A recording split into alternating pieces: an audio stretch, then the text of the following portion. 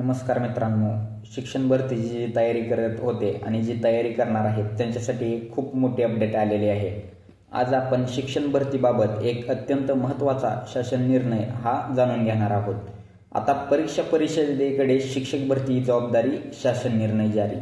आता शिक्षक भरतीची संपूर्ण जबाबदारी राज्य परीक्षा परिषदेकडे देण्यात आली आहे. हा निर्णय नेमका काय आहे, याचे फायदा काय असणार, याचा तोटा काय असणार आणि उमेदवारांनी काय लक्षात ठेवायचं ते पण आपण या व्हिडिओमध्ये आपण जाणून घेणार आहोत. चला तर सविस्तर याचा GR आपण पाहूया आणि समजून घेऊया की काय मोठे बदल करण्यात आले आहेत. हा GR महाराष्ट्र शासनाच्या शालेय शिक्षण विभागाने 30 डिसेंबर रोजी जारी केला आहे. आता यामध्ये शालेय शिक्षण व क्रीडा विभागाचा समावेश आहे. तर आता आयुक्त कार्यालय हे शालेय शिक्षण विभागाअंतर्गत क्षेत्रीय स्तरावरील प्रमुख प्रशासकीय कार्यालय आहे. शालेय शिक्षण विभागाने निश्चित केलेल्या सर्व धोरणांची व घेतलेल्या निर्णयांची प्रभावी अंमलबजावणी करण्यासाठी आवश्यक उपाययोजना, देखरेख व नियंत्रण ही या कार्यालयाची प्रमुख जबाबदारी असते. तर सन 2017 पासून या कार्यालयाअंतर्गत पवित्र पोर्टलमार्फत शिक्षण भरतीची कार्यवाही करण्यात येत होती. या पदभरतीची कार्यवाही वेळोवेळी करावी लागते आणि पदभरती कार्यवाहीमध्ये वेगवेगळे टप्पे हे समाविष्ट असतात आणि त्यामुळे ही निरंतर चालणारी काहीशी वेळखाऊ प्रक्रिया होते. तर शिक्षक अभियोग्यता व बुद्धिमत्ता चाचणी संपन्न झाल्यानंतर उमेदवारांसाठी स्वप्रमाणीकरणाची सुविधा उपलब्ध करून देणे, जाहिराती स्वीकारणे, त्याचप्रमाणे उमेदवारांचे विषय प्रवर्गानुसार सामाजिक व समांतर आरक्षण, उमेदवारांच्या प्राधान्यक्रमानुसार त्या प्रवर्गासाठी कट ऑफ निश्चित करणे, उमेदवारांची शिफारस करणे इत्यादी बाबी काटेकोरपणे हाताळाव्या लागत होत्या. त्यामुळे आयुक्त शिक्षण कार्यालयाचा बहुतांश वेळ या कामासाठी खर्च होत होता. परिणामी इतर महत्त्वाच्या धोरणांच्या निर्णयांच्या अंमलबजावणीवर त्याचा काहीसा विपरीत परिणाम हा होत होता. महाराष्ट्र राज्य परीक्षा परिषद ही शालेय शिक्षण विभागाअंतर्गत कायद्याद्वारे स्थापन झालेली संस्था असून या संस्थामार्फत शिक्षण पात्रता परीक्षा, शिक्षण अभियोग्यता व बुद्धिमत्ता चाचणी यांसारख्या परीक्षाचे आयोजन केले जात होते.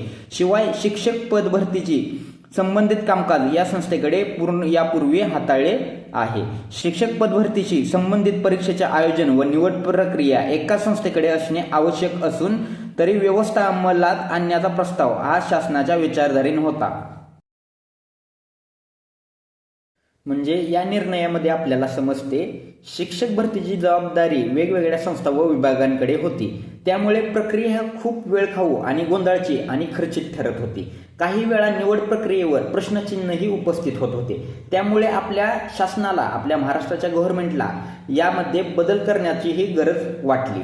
त्यामुळे यामध्ये खूप मोठे बदल करण्यात आले आहेत. तर राज्य परीक्षा परिषदेकडे आतापासून शिक्षक पात्रता परीक्षा म्हणजे TET, शिक्षण अभियोग्यता चाचणी, त्यासोबतच बुद्धिमत्ता चाचणी आणि शिक्षक भरतीसाठी लागणाऱ्या इतर सर्व परीक्षांचा समावेश आता यामध्ये केलेला आहे.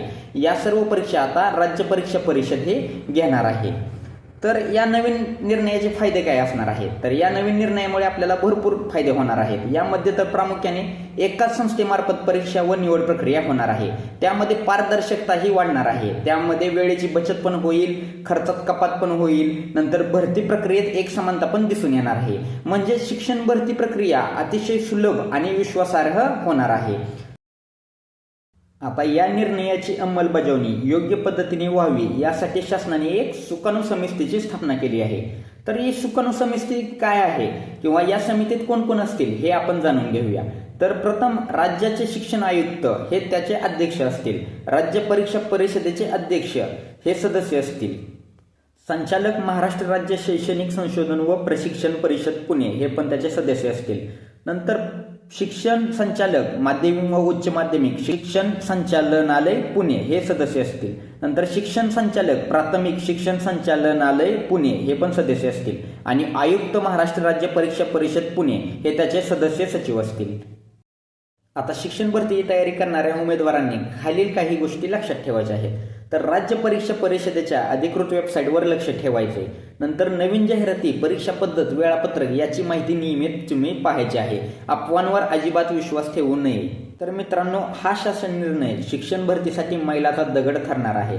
जर तुम्हाला ही माहिती उपयुक्त वाटली असेल तर व्हिडिओला लाईक करा आणि जे आता शिक्षण भरतीसाठी तयारी करत आहेत अशा मित्रांना हा व्हिडिओ शेअर करा आणि अशाच नवीन अपडेटसाठी आणि व्हिडिओसाठी आपल्या या YouTube चॅनेलला सबस्क्राईब करा. जय हिंद, जय महाराष्ट्र.